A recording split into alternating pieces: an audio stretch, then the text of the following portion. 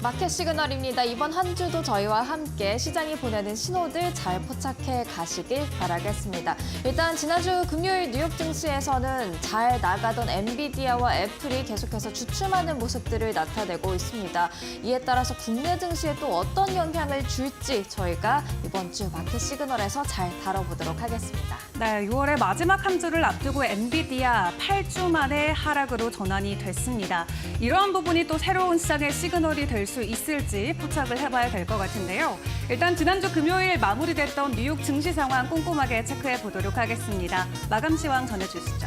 네, 일단 지난주 금요일에는 새 마녀의 날을 맞아 거래량이 지난 3월 이후 가장 많았습니다. 그럼에도 불구하고 일단 다우존스, 나스닥, S&P 500 지수 희비가 엇갈리는 모습들 나타났는데요.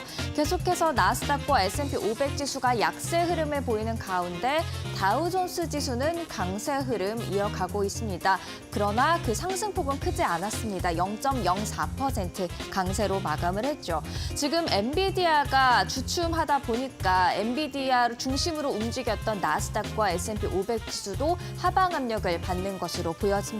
그렇다면 히트맵을 통해서 금요일장 전체적인 분위기도 확인을 해보도록 하겠습니다. 함께 보시죠. 일단 시가총액 대형주들부터 함께 확인해 보도록 하겠습니다. 마이크로소프트 0.92% 강세를 보였고요. 애플은 1%대 그리고 엔비디아는 3%대 하락률을 기록을 했습니다. 이렇다 보니까 탑3의 시가총액 순위 마이크로소프트가 1위, 애플이 2위, 그리고 엔비디아가 다시금 3위로 내려오는 모습들이었습니다. 엔비디아가 하방 압력을 받으면서 반도체주 대체로 그렇게 강한 상승세 없었습니다. 브로드컴도 지난주 굉장히 많이 올랐었는데 4%대의 하락률을 기록했고요. AMD도 0.34%, 퀄컴은 1%대, 마이크론 테크놀로지도 3%대 하락률을 기록하는 모습들 나타났습니다. 이어서 시가총액 상위 종목들 계속해서 보시면 구글의 모 회사죠. 알파벳이 1.4% 강세였고요. 메타는 1%대 하락세, 그리고 아마존과 테슬라는 오름세를 보이는 모습들 나타났습니다. 그리고 지난주 금요일장에서 한번 집중해보면 좋았을 법한 게 바로 이 금융주가 되겠습니다. 금융주 중에서도 은행주 한번 살펴보고자 하는데요. 이 시티그룹이 제출한 대형은행 비상자구책에 대한 규제당국의 평가가 엇갈렸습니다. 이 미 연방예금보험공사와 연준이 8개의 대형은행의 비상자구책을 검토했는데 시티의 자구책에 대해서 지금 연방예금보험공사가 신뢰할 수 없다라는 평가를 내려놨습니다. 그러면서 시티, 여기 C로 표시된 티커명이 되겠는데요. 시티의 그룹의 주가 1% 넘게 하락하는 모습들 나타났고요. 다른 대형 은행주도 대체로 하방 압력을 받는 그런 모습들이 나타났습니다. 다만 다른 은행들의 자구책에서는 큰 결함이 발견되지 않았다라는 평가 이어지고 있습니다. 이어서 금요일장의 특징주도 체크를 해보도록 하겠습니다. 첫 번째 특징주, 사렙타 테라퓨틱스가 되겠습니다. 이름이 좀 생소한 기업이 될 수가 있겠는데요. 테라퓨틱스에서 알 수 있듯이 제약주가 되겠습니다. 지금 미 식품의약청 FDA가 엘리비디스 확대 사용을 승인했다라는 소식에 주가가 30% 폭등세를 나타냈는데요. 듀센 근위 영양증 유전자 치료제가 엘리비디스가 되겠습니다. 원래는 4세, 5세의 특정 그룹에게만 적용 가능했던 이 치료제가 이번에 확대 사용 승인이 되면서 듀센 근위축증 환자 약 80%가 사용할 수 있게 됐습니다. 결국 실적 개선이 될 수 있다라는 기대감에 30% 폭등한 것으로 보여집니다. 두 번째 금요일장의 특징주 허츠 글로벌이 되겠습니다. 허츠는 해외여행을 가셨다면 렌터카 한 번쯤 다들 빌려보셨죠? 글로벌 렌터카 업체가 되겠는데요. 기존의 차량 교체를 위해서 채권 발행한 7억 달러 규모에서 예정이 돼 있었는데 이 발행 규모를 10억 달러로 상향 조정한다라는 소식이 전해지면서 주가 16% 가까이 뛰어오르는 모습들이었습니다. 마지막으로 아사나는 소프트웨어 업체가 되겠습니다. 지금 자사주 매입 프로그램을 발표하면서 주가가 역시나 15%대 강세를 보였는데요. 이 자사주 매입 프로그램은 내년 6월 30일 정도로 종료가 될 것으로 보여지고 있습니다. 이어서 금요일장에서는 또 애널리스트들이 어떤 종목에 주목을 했는지도 함께 살펴보도록 하겠습니다. 애플의 주가가 멈춰서고 있는 가운데 번스타인은 아웃퍼폼 투자 의견 유지하면서 하면서 오히려 목표 주가를 240달러로 상향 조정했습니다. 이제 AI 지각생이 아닌 리더가 될 것이라는 그런 코멘트를 달았고요. 비트코인도 지금 약세를 보이고 있지만 TD코엔, 마이크로스트래티지에 대해서 매수 투자 의견 유지를 했고요. 목표 주가도 1,880달러로 상향 조정했습니다. 비트코인을 최근에 약 12,000개 추가 매수했다라는 점에 주목을 했는데요. 비트코인 우회 투자처로 긍정적이다라는 코멘트를 달았습니다. 나이키, 오펜하이머가 아웃퍼폼으로 투자 의견 한 단계 상향 조정했고요. 목표 주가 120달러로 올렸습니다. 최근 주가 하방 압력을 받았었죠. 어려움을 겪었던 만큼 이제는 매력적인 수준으로 내려왔다라는 설명을 했고요. 그리고 주가 반등을 기대하고 있다라고 덧붙였습니다. 마지막으로 팔로알토 네트워크스 사이버 보안 그런 회사가 되겠습니다. DA 데이비드슨이 탑 아이디어라면서 팔로알토 네트워크스에 대해서 좋은 의견을 냈는데요.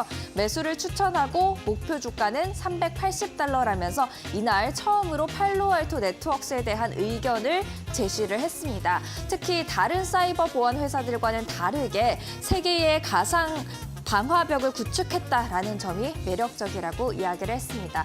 이렇게 애널리스트가 주목한 종목들인데요. 애플은 금요일장에서 하락을 했지만 마이크로스트래티지, 나이키, 팔로알토 모두 금요일장에서 올랐다는 점에 주목을 하시면서 이번 주에도 주목을 해보시면 좋을 것 같습니다. 이어서 금요일장 유가와 금도 같이 체크를 해보도록 하겠습니다. 국제 금값 지난주 여름철 수요 기대감이 꽤 많이 올라왔었죠. 금요일장에서는 소폭 하락하는 모양새였습니다. 0.7%가량 하락하면서 배럴당 그래도 80달러대는 유지를 하고 있고요. 국제 금값 보시면 1.6% 하락을 했습니다. 지금 강달러 현상에다가 국채 금리까지 조금 소폭 오름세를 보이다 보니까 금값은 하방 압력을 받는 듯한 모습들 나타났습니다. 이제 이번 주를 잘 준비를 해봐야겠죠. 그래서 일정 간략하게 체크를 해보려고 합니다. 이번 주에 정말 많은 일정들이 준비가 되어 있는데요. 일단 각종 지수들이 발표가 됩니다. 제조업 지수도 발표가 되고요. 전미 경제활동지수, 주택 가격지수, 소비자 신뢰지수 많은 지수들이 있는 만큼 시장이 이 지수 하나하나에 좀 웃고 울 수 있다라는 점 체크를 하시면 좋을 것 같고요. 수요일 날 지금 엔비디아 연리의 주주총회가 계획이 돼 있습니다. 엔비디아의 주가가 지금 주춤하고 있는데 주주총회 관련해서 또 상승 모멘텀이 나타날 수 있을지 체크를 해보시는 게 좋을 것 같습니다. 그리고 주 후반에 좀 더 중요한 일정들이 준비가 돼 있는데요. 목요일과 금요일 일정도 같이 체크를 해보도록 하겠습니다. 일단 목요일에는 주간 실업보험 청구 건수 체크를 해보셔야겠습니다. 지금 물가 상승세가 조금 안정되고 있는 가운데 노동시장에 대해서 연준이 주목을 하고 있죠. 노동시장 동향을 가장 빠르게 알 수 있는 주간 실업보험 청구 건수가 어떻게 나오는지 주목을 하셔야겠고요. 그리고 같은 날 미국 현지 시간으로 오후 9시, 우리 시간으로는 오전 11시 정도가 될 것 같습니다. 바이든 현 대통령과 트럼프 전 대통령의 1차 TV 토론이 예정이 돼 있습니다. 이날 어떤 이야기들이 나오고 누가 조금 더 지지율을 높일 수 있느냐에 따라서 지금 또 주식시장이 움직일 수 있다는 점 주목하시면 좋을 것 같습니다. 금요일은 빅데이가 되겠는데요. 지금 5월 개인소비지출 PC 가격지수가 공개됩니다. 연준이 가장 중요시하는 물가 지표가 바로 이 PC 가격지수죠. 28일을 기점으로 또 주식시장이 움직일 수 있다는 점 알아두시면 좋을 것 같습니다. 이렇게 지난주 뉴욕 증시 정리를 해봤습니다.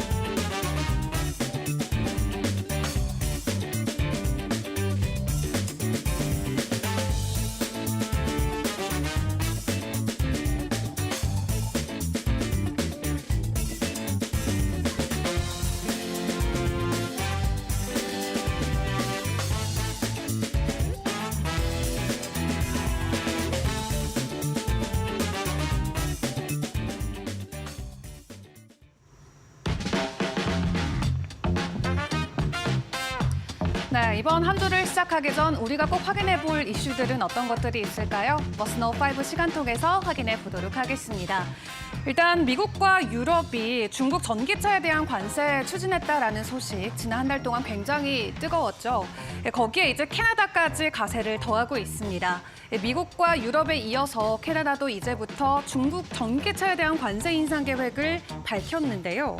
일단 전일 온타리오주 총리는 중국이 저렴한 전기차를 만들기 위해 낮은 노동 기준과 에너지를 이용하고 있다라고 강하게 비판을 했었고요. 캐나다의 자동차 산업 단체들도 정부의 강력한 관세 부과를 요구하기도 했습니다. 현재 캐나다에 운송되는 중국산 전기차 수는 지난해 4만 4천 대에 달했는데 전년 대비해서는 5배가량 늘어난 것으로 확인됐습니다.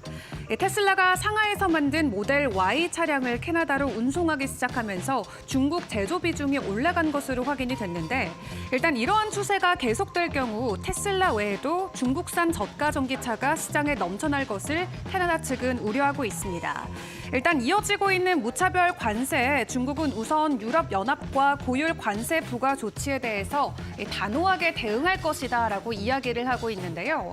일단 이렇게 무차별적으로 고세율의 관세가 진행이 되면은 모두에게 출혈 사태가 이어질 수 있는 만큼 적정선에서 함께 타협을 봐야 된다라는 시장의 우려감도 있습니다. 다음 소식 확인해 보도록 하겠습니다. 또 주말 사이 전해진 소식이죠.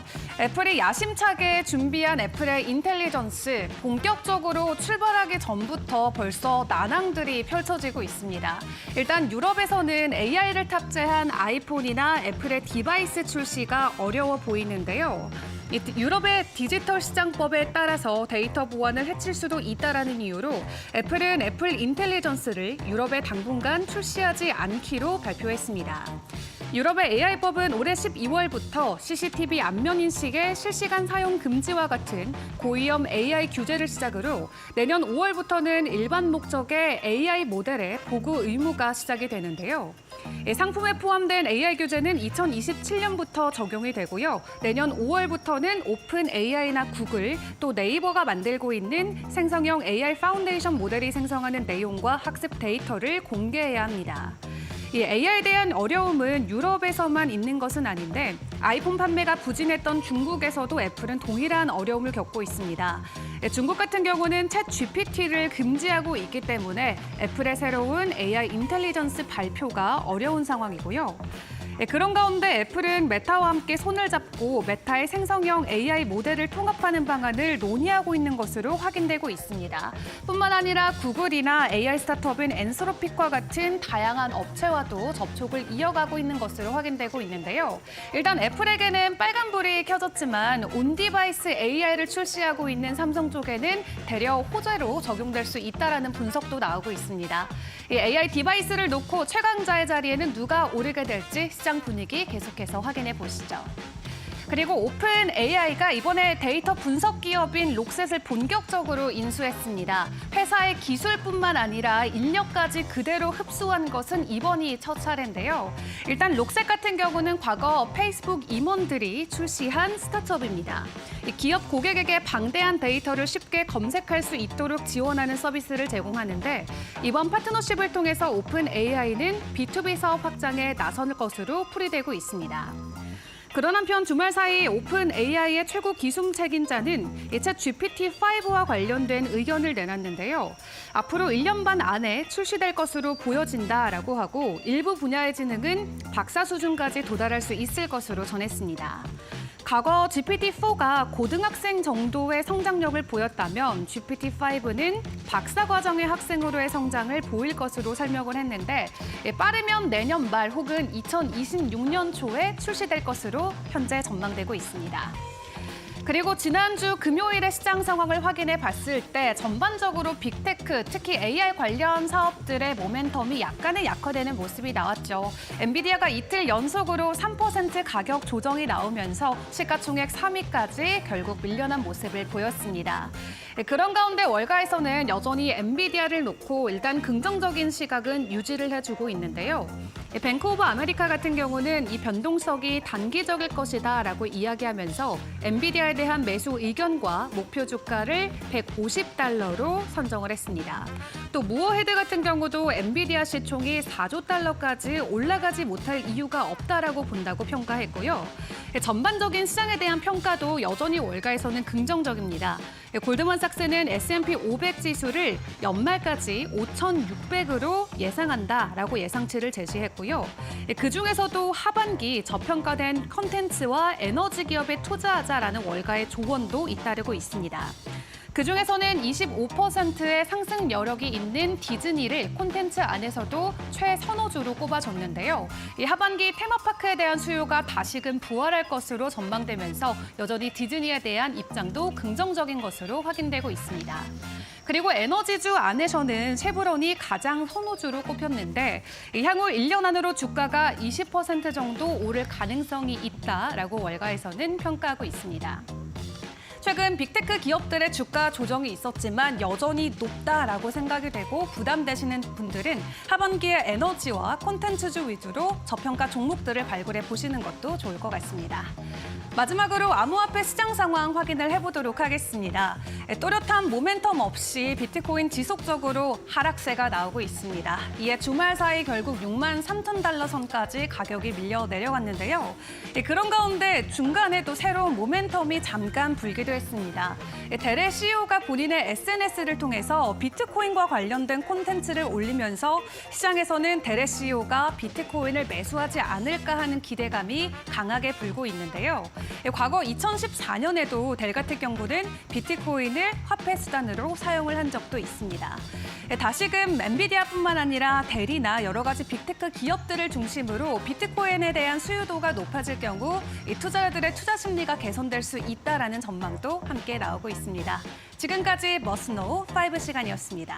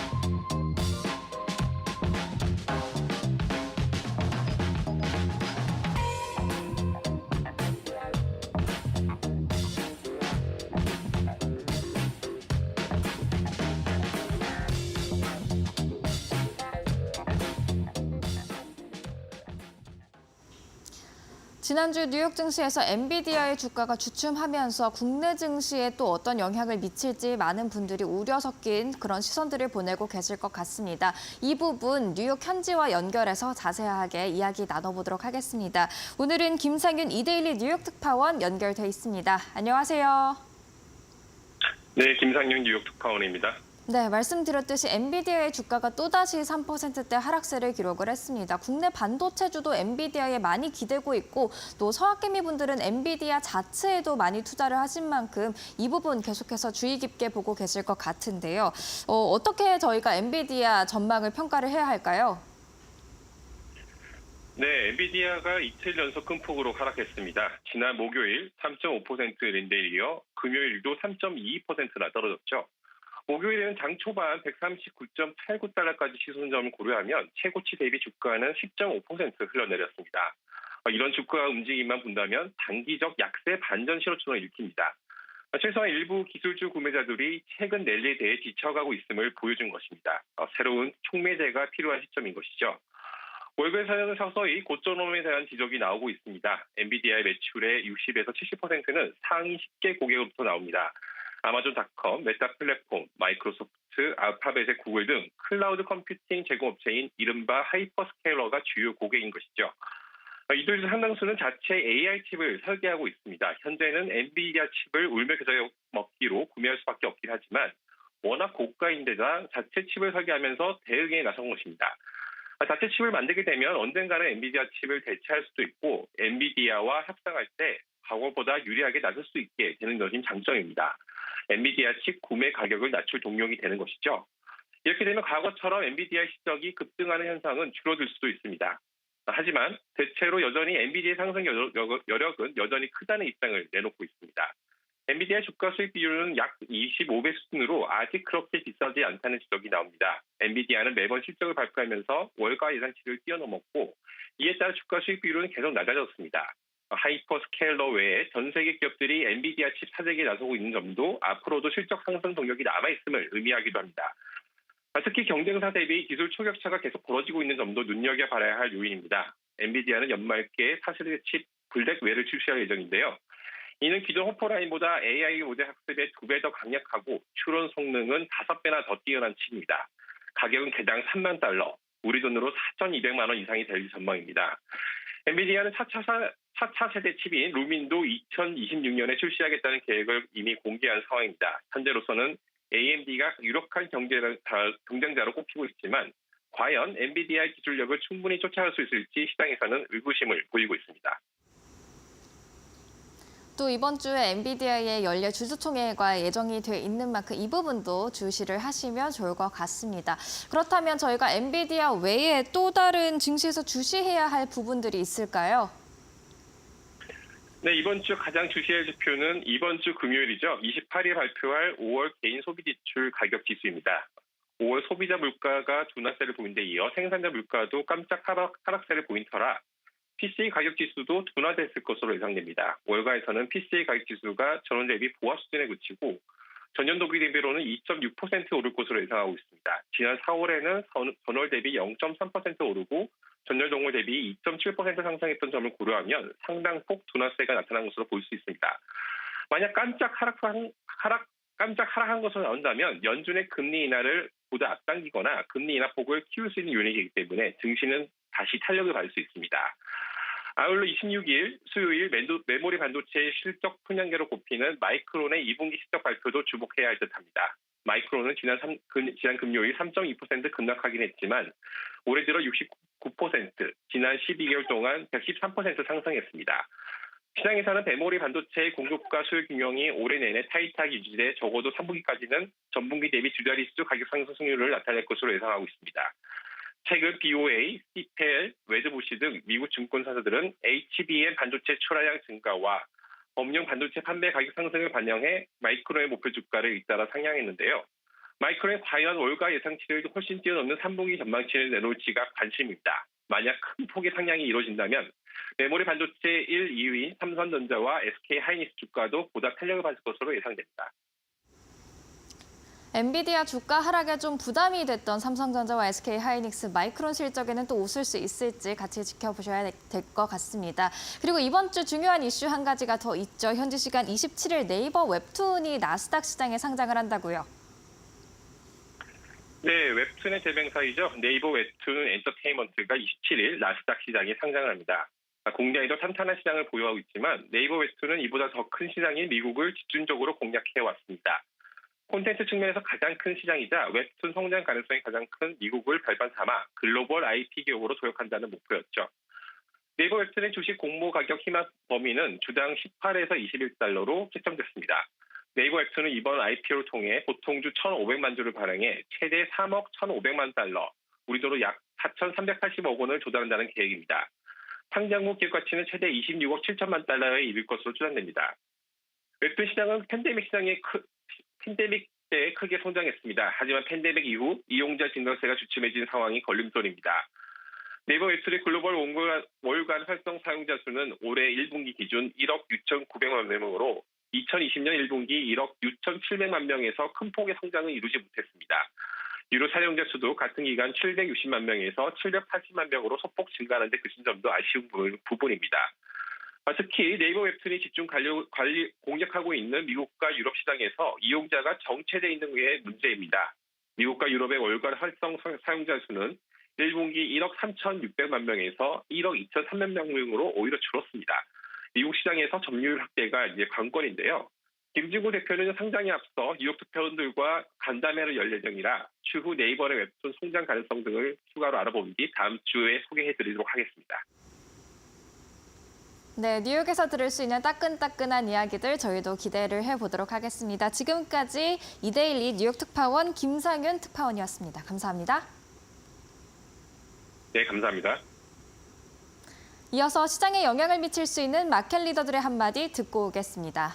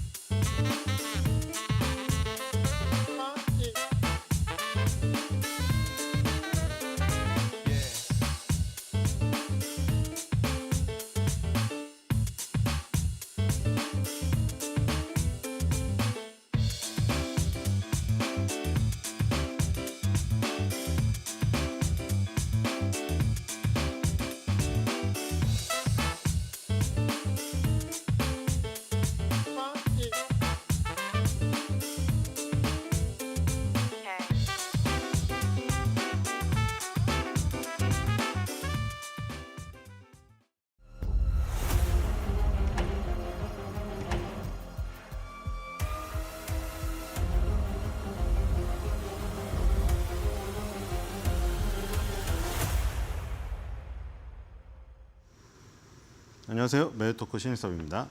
오늘의 주제는 개인 PC 소비 지출, 카니발 그리고 마이크론 테크놀로지 실적 발표, 피트 반도체 상반기 축제 피날레입니다. 자, 이제 상반기 주식시장이 얼마 남지 않았습니다. 거의 마지막이에요. 미국의 지금 이거 먼저 볼까요? 코어 PC 프라이스 인덱스.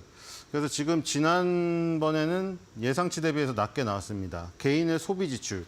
어떤 소비를 지출했는가? 이것도 마찬가지죠. 너무 많이 써도 안 되고 너무 적게 써도 안 됩니다. 대충 예상치 부합이 나오던가 예상치보다 적게 나오던가 그 정도 수준에서 머무른 상태에서 기업들의 실적만 좋게 나오면 돼요. 아까 말했듯이 개인 소비 지출이 줄었는데 카니발 실적이 좋게 나오면은 이거 어떻게 된 거예요? 그렇죠? 소비를 줄였는데 크루즈를 탄다고요? 근데 좋아요. 왜냐하면 금리를 인하하려고 했는데 카니발 실적은 돌아섰으면은 금리 인하가 카니발 실적에 더 밀어주는 역할을 해가지고 크루즈를 더 타게 되거든요, 지금. 그러니까 지금 대충 개인 소비 지출은 적당히 나오면 됩니다. 지금 예상치 부합이 2번 나오고 예상치 하회가 1번 나왔죠. 그 전에도 예상치 부합이 나왔네. 예상치 부합, 여기도 그랬네. 예상치 부합이 4번 연속 나왔다가 예상치 하회가 나왔네요. 지금 예상치를 상회하는 경우는 거의 안 나오고 있습니다. 예상치 상회는 여기 있네요. 지금 한참 전에 가야 되죠. 예상치 상회가 나올 것 같지는 않습니다. 지금 예상치 대충 부합 정도로 나올 것 같아요. 그래서 뭐 개인이 소비를 흥청망청 쓰고 뭐 이런 일은 벌어지지 않을 것 같습니다. 그리고 뭐 이게 하나가 튀더라도 다른 지표가 튀지 않고 다 엇갈리고 있기 때문에 가장 좋은 상황이에요, 지금. 다 엇갈려야 돼요. 헷갈리게 해야 돼요. 그렇죠? 좋은지도 나쁜지도 모르는 거죠, 지금. 근데 금리 인하는 해야 되니까. 그러니까 지금 대충 적당히 나오면 됩니다. 자, 그리고 이번 주의 일정을 보도록 하겠습니다. 6월 24일 날 샌프란시스코 연방준비제도 의장 메리 데일리 발언이 있고요. 그다음에 2월 25일 날 화요일 날 여기 그 그림이 안 나오는데 S&P 케이스 실러 주택가격지수, 소비자 신뢰지수 발표가 됩니다. 그리고 페덱스랑 카니발 실적 발표가 있는데 여기 실적 발표는 나와 있죠. 페덱스랑 카니발. 이게 경기가 잘 되어야지 크루즈를 타던가 하고 택배를 많이 보낼 거 아니에요. 경기가 활성화돼야. 경기가 활성화되지 않았는데 명절에 선물을 어떻게 보냅니까? 돈이 없는데. 그러니까 지금 이런 실적들이 경기가 좋으면 좋아지는 것들이고요. 그리고 26일에 수요일 날은 신규 주택 판매가 발표가 되고 엔비디아 주주총회가 있습니다. 그리고 여기 실적 중요한 것들 많죠. 마이크론 테크놀로지도 있고요. 페이첵스도 있고 제네럴 밀스도 있고 제가 좋아하는 그렇죠? 하겐다즈를 좋아해서요. 많이 못 사 먹어 비싸서. 제프리스 파이낸셜 그룹, 레비 스트라우스 앤 코 실적 발표 있습니다. 수요일 날 실적 발표가 가장 많이 몰려 있는 데다가 마이크론이 있기 때문에 삼성전자랑 SK 하이닉스를 보유하고 있는 우리나라는 가장 중요한 날이 되겠죠. 그리고 6월 27일 날은 매주 있는 최초 실업수당 청구 건수가 있고요. 그다음에 선진 도매 재고 이런 것들이 발표가 되고요. 지표는 개인 소비 지출이 가장 중요합니다. 그래서 개인 소비 지출은 금요일에 가 있고요. 여기에 이제 나이키가 있고 월그린 부츠 얼라이언스, 그다음에 맥코앤 컴퍼니 실적 발표가 있습니다. 나이키 실적 발표도 눈여겨볼 만하죠. 요즘 호카에 완전 뒤쳐져가지고 데커아웃도 날아가고 있는데 나이키는 젊은이들의 외면을 받으면서 런닝할 때 나이키화를 아무도 안 신어요. 나이키 혁신이 사라지고 디자인이 다 그만저만 해가지고 옛날에 마이클 조던 거나 비싸게 팔리고 있지 요즘에 나이키를 안 신습니다. 그래서 어떻게 주가를 반등할 부분이 여기 나오고요. 자, 금요일 날은 실적 발표가 없기 때문에 가장 중요한 5월 PCE 가격 지수 이게 나옵니다. 아까 말한 대로 그 직전월 수치 대비해서 0.3% 상승해서 이 전년 동기에 비해서는 2.7% 상승 대비 둔화하는 수준으로 나올 것으로 예상되고 있는데요. 어느 정도 수준으로 나올지 지금 봤으면 좋겠고, 카니발 같은 경우에는 지금 화요일 날 장 전에 나옵니다. 카니발 실적 발표 그 전 바로 전 거를 보겠습니다. 2월 분기 매출이 두 자릿수 증가를 해서 54억 1천만 달러 나왔습니다. 2023년도 1분기 실적 발표 전에 나왔던 거죠. 이 5.41 빌리언 달러로 22% 증가했습니다. 2023년 1분기에 대비해서. 순이익은 214 밀리언 달러입니다. 근데 이것도 엄청나게 좋아진 거죠. 그 전분기에. 그러니까 전년이죠. 전년 동기 2023년도 1분기에는 손실이었거든요. 코로나 때 누가 크루즈를 탑니까? 그렇죠? 그래서 크루즈 회사들이 다 망했어요. 그 손실이 693 밀리언 달러였는데 흑자 전환됐어요. 그래서 그거를 주당으로 나누니까 0.17이고 당연히 0.5 손실이었는데 플러스 0.17로 돌아섰죠. 일회성 비용 제외해도 거의 동일한 0.14 수준 나왔고요. 그리고 대부분의 경우에 패신저 티켓이죠.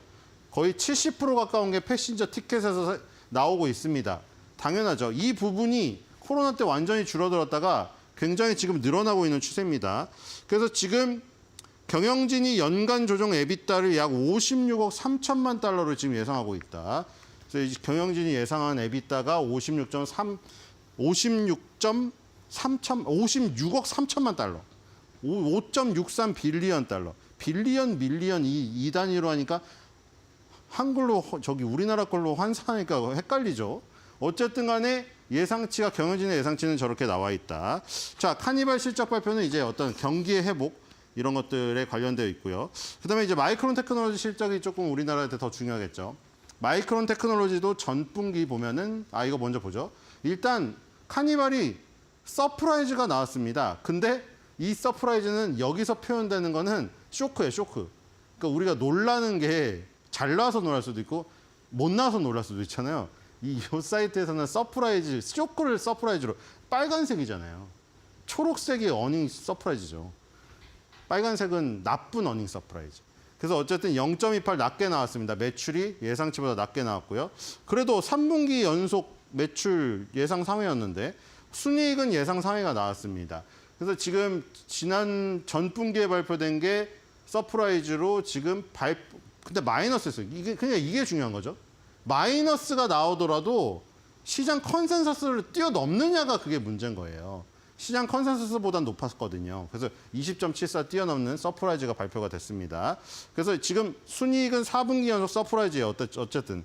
그래서 이번에는 조금 더 높게 잡혀 있다. 근데 지금 높게 잡혀 있는 게 딱 거기죠. 플러스 마이너스 전환되는 그 순간이잖아요, 여기. 그렇죠? 이제 플러스를 전환해가지고 쭉 갈 수 있느냐 마느냐 여기가 지금 판가름이 날 것 같습니다. 자, 마이크론 테크놀로지를 보도록 하겠습니다. 마이크론 테크놀로지 2023년 2분기 실적. 이것도 틀리죠. 2분기께 발표가 됐고 이제 3분기께 발표가 될 거예요. 이 당시에 마이크론 테크놀로지가 깜짝 어닝 서프라이즈가 나왔죠. 엄청나게. 그래가지고 엔비디아가 주도하는 지금 ARM, 엔비디아, AMD 급등하고 있다가 마이크론까지 급등하는 일이 벌어졌어요. 그 당시에. 그래서 지금 2023년도 2분기 대비해서 매출액이 그때 58%나 증가했고요. 5.82 빌리언 달러에다가 그리고 바로 이게 또 엄청난 어닝 서프라이즈였던 게 전년 2023년도 2분기에는 주당 2.31 빌리언 달러가 주당이 아니죠. 2.31 빌리언 달러 손실이었는데 793 밀리언 달러로 플러스 전환을 했어요. 그래서 지금 주당 무려 2.12달러 마이너스였던 게 0.71로 전환이 됩니다. 그리고 일회성 비용을 제거해도 0.42 플러스를 기록했고요.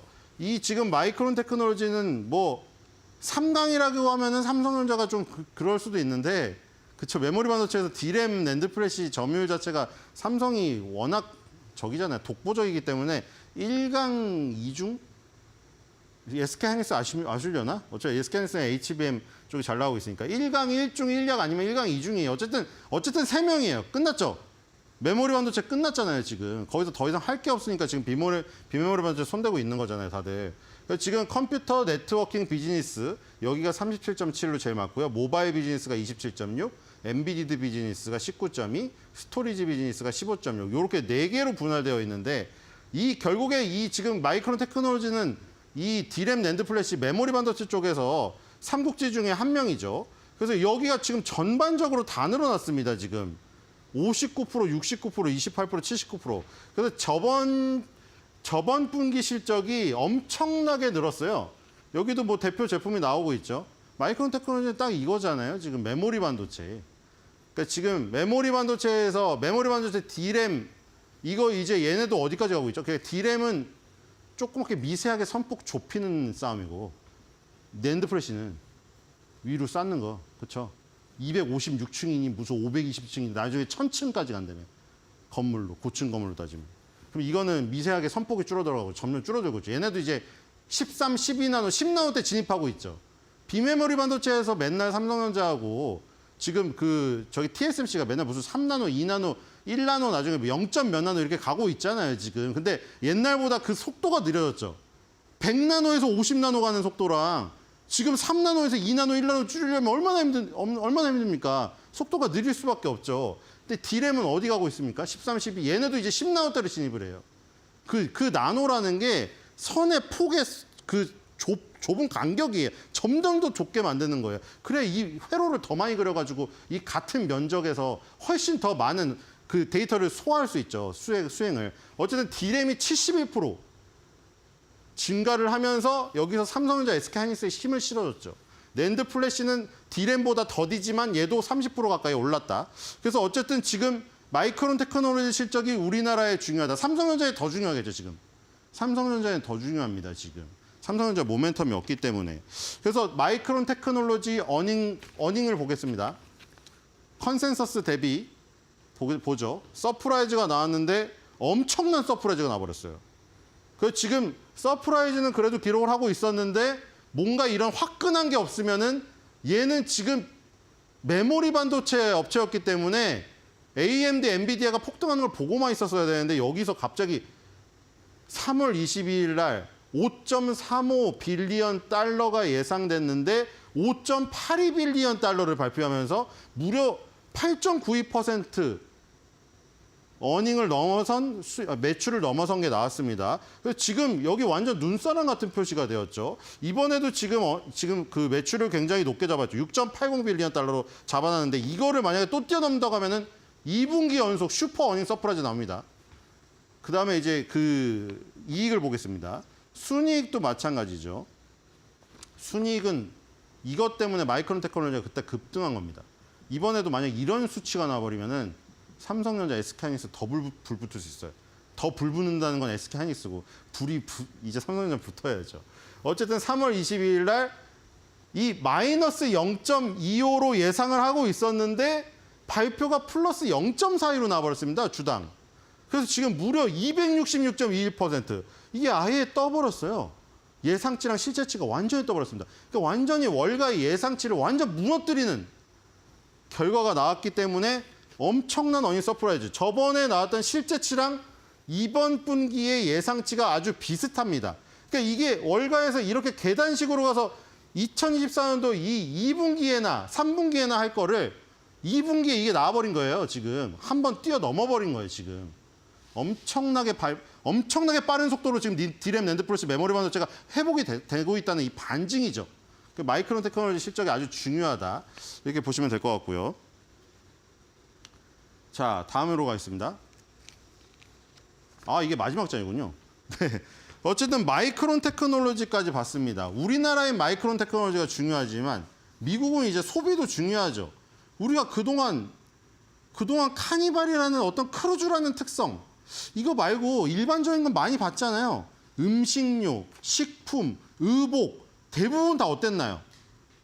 대부분 어떤 특수한 어떤 이 지금 모델을 갖고 있는 쪽이 안 좋은 경우도 있었는데, 예를 들어 데이브 앤 버스터처럼 게임하고 음식을 합친 그 부분은 좀 안 좋게 나왔는데 나머지는 실적이 다 좋게 나왔어요. 그래서 제가 말씀드린 게 거시경제 지표는 헷갈리게 어떤 거는 경기가 너무 과열된 거고 어떤 건 경기가 너무 침체된 거고, 그래서 그 중간에서 이제 금리 인하를 할 수밖에 없는 이런 타이밍에 기업들 실적은 다 좋게 나오고 있다, 소비는. 그러니까 무슨 뭐 소비 지출이라든지 소매 판매 지수라든지 무슨 소비자의 신뢰 지수라든지 이런 게 조금 낮게 나오더라도 기업들의 소비주의 실적이 좋아버리기 때문에 경기 침체로는 안 가버리니까 여기서 금리 인하를 떨어뜨리면은 완전 비타민 먹고 다시 달리는 효과가 나온다고 말씀을 드렸습니다. 거기다가 이제 그 카니발 크루즈선 운영업체거든요. 그리고 디즈니도 마찬가지거든요. 월트 디즈니도 크루즈 사업을 하고 있잖아요.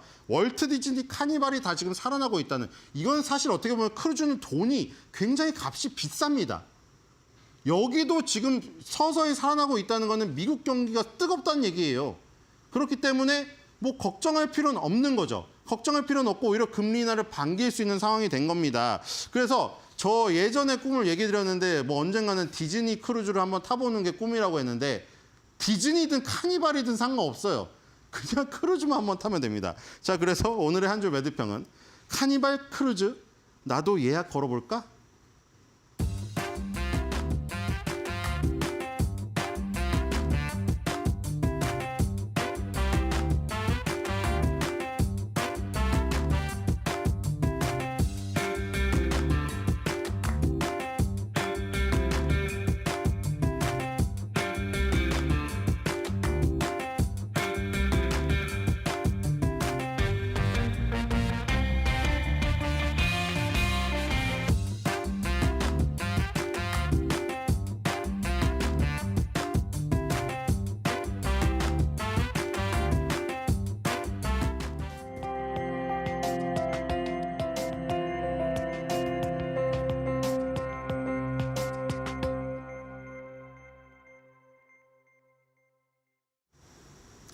오늘도 투자 아이디어를 찾아 떠나보도록 하겠습니다. 일단 양극화 시대에 주목을 해야 될 것 같은데요. 그래서 오늘의 주제를 이렇게 잡아봤습니다. 양극화 시대에 살아남을 기업을 함께 찾아보도록 하겠습니다. 어떻게 양극화가 되고 있는지부터 짚어보도록 하죠. 두 가지 양극화를 한번 꼽아봤는데요. 일단 투자의 양극화가 있고요. 소비의 양극화가 있습니다. 투자 같은 경우에는 지금 기업들의 투자가 AI 관련된 투자에 집중적으로 이루어지고 있다는 점, 그렇게 양극화가 이루어지고 있다는 점 알고 계시면 좋을 것 같습니다.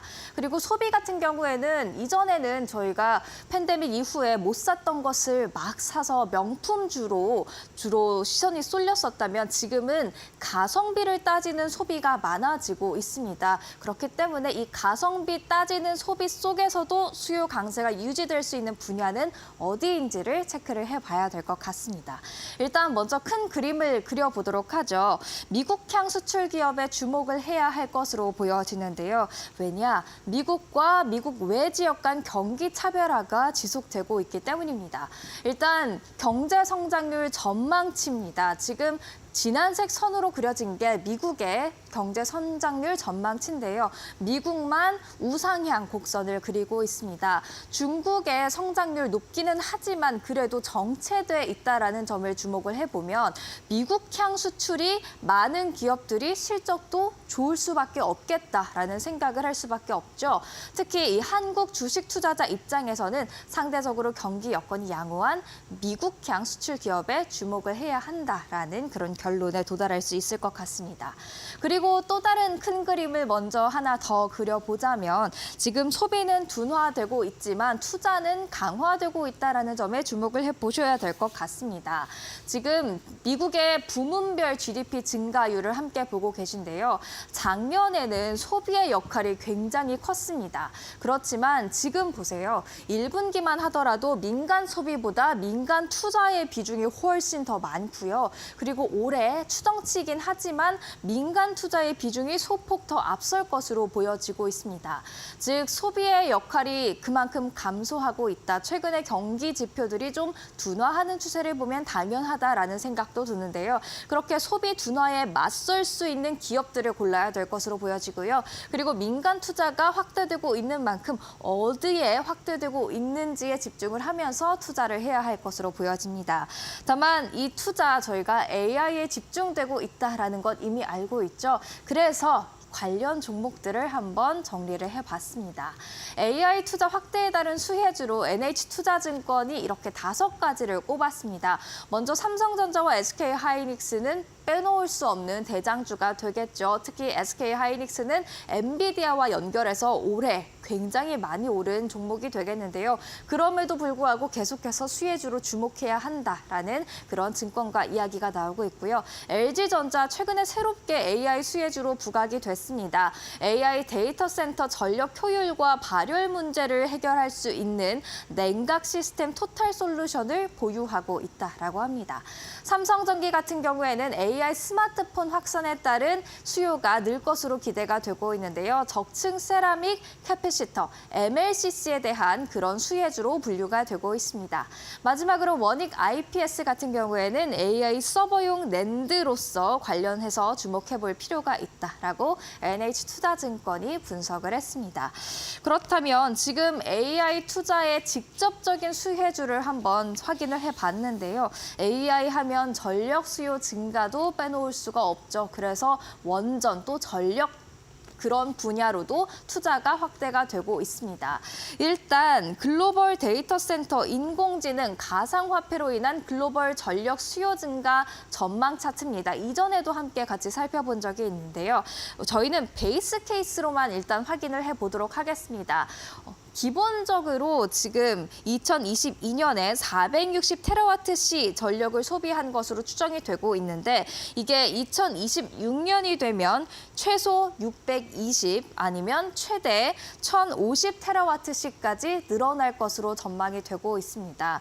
그에 따라서 대규모 데이터 센터를 지닌 빅테크 기업들 특히 지금 아리백에 동참하고 있다라는 점에 주목을 해보면 원전의 중요성이 더욱더 커질 것으로 예상을 해볼 수가 있는데요. 지금 미 하원에서 차세대 원전 육성을 위한 원자력 발전법을 가결시켰습니다. 이 법안이 상원에서도 통과가 되고 실제 발효로까지 이어지게 된다면 원전의 중요성은 더욱더 커질 수밖에 없을 것으로 예상이 되고 있습니다. 따라서 국내 기업들 중에서도 관련해서 주목해볼 필요가 있는 종목들이 있을 텐데요. 주요 소형 모듈 원자로 개발 업체들 동향과 참여 현황 다시 한번 정리해 보도록 하겠습니다. 일단 미국 뉴스케일 파워와 관련해서는 두산 에너빌리티, 삼성물산 주목을 해보셔야겠고요. 홀텍과 연결해서는 현대건설 그리고 테라파워, 빌 게이츠가 설립한 스타트업이죠. SK, SK이노베이션 그리고 HD 한국조선해양까지도 연결이 돼 있습니다. 캐나다 프로젝트에 하고 있는 국내 기업은 한전기술이 되겠습니다. AI라고 하면 반도체 쪽 그리고 AI 가전 쪽도 물론 체크를 해보셔야겠지만 이렇게 AI와 원전은 뗄 수 없는 관계가 될 것으로 보이는 만큼 관련 프로젝트에 참여하고 있는 한국 기업들도 체크를 해보도록 하죠. 이어서 가성비 따지는 소비에 대해서도 투자 전략 알아가 보도록 하겠습니다. 지금 가성비를 따지고 있는 미국 투자자들 확인해 볼 수가 있습니다. 룰루레몬은 운동용품계의 에르메스라고도 불리는데요. 룰루레몬의 주가가 하락할 때 갭의 주가는 꽤 오름폭을 유지하고 있습니다. 그만큼 가성비 따지는 소비가 있다라는 것을 저 차트를 통해서도 알 수가 있고요. 백화점, 메이시스를 찾는 소비자들은 줄고 있지만 그리고 월마트에 대한 기대감은 커지면서 유통업체 월마트의 주가 오름세를 보이고 있습니다. 그렇다면 요새 국내 증시에서 화장품주가 특히 핫했던 만큼 화장품주 안에서 저희 이 가성비를 따지는 그런 소비자들의 마음을 잡을 수 있는 기업은 어디가 있을까요? 일단 화장품 소비 지출은 일반적인 소비 지출보다 더 빠르게 둔화하고 있다는 점에서 지금 미국 소비자들의 마음에 남아있을 화장품 기업을 찾는 게 굉장히 중요해 보이는데요.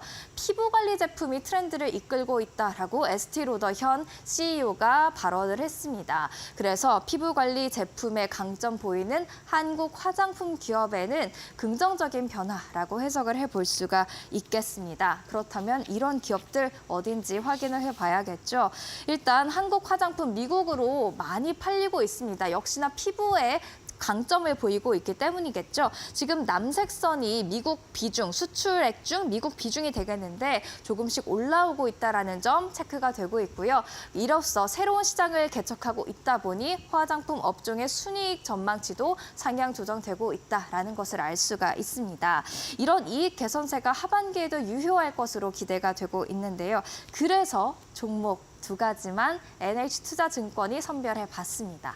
일단 코스맥스를 주목하고 있습니다. 화장품 제조사 개발 생산 기업인데요. 자체 브랜드를 가지고 있지는 않지만 제조에 강점을 가지고 있는 기업이 되겠습니다. 특히 쿠션 강자로 자리매김했다라는 평가가 이어지고 있습니다. 쿠션 제품에 익숙하지 않았던 남미, 유럽에서 지금 불티나게 팔리고 있다라고 하는데요. 가성비를 잡고 또 피부의 강점, 선크림은 기본이죠. 피부에 강점을 갖고 있는 코스맥스고요. 펌텍 코리아도 포장용 용기를 지금 제조하고 있습니다. 화장품이 많이 팔릴수록 함께 갈 수 있는 기업이 되겠습니다. 이렇게 지금 투자 아이디어를 찾아보는 양극화 속에서의 투자 아이디어 찾아봤습니다.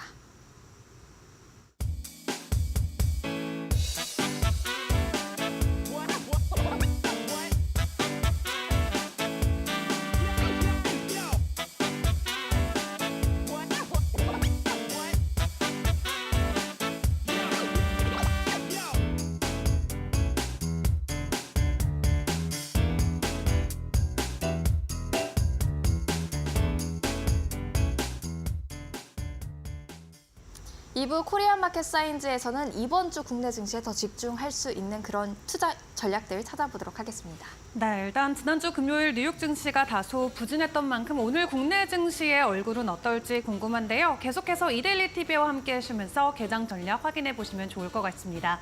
저희는 잠시 후 7시에 다시 찾아뵙고 인사드리겠습니다. 채널 고정해 주세요.